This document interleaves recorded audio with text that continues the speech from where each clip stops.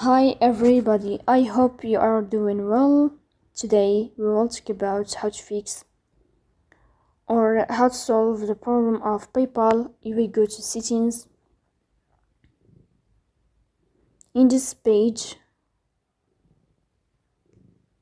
you will go to apps, default apps, app settings.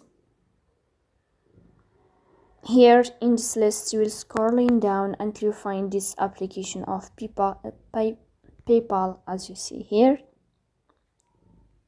Then you click on first stop and you will click OK. Here you will enter to storage. Then you will click on clear cache. Here you will turn off your Wi-Fi and you will turn on your Wi-Fi again to fix that problem. So please don't forget to support us by like and subscribe. See you next time and thank you for your watching and your attention.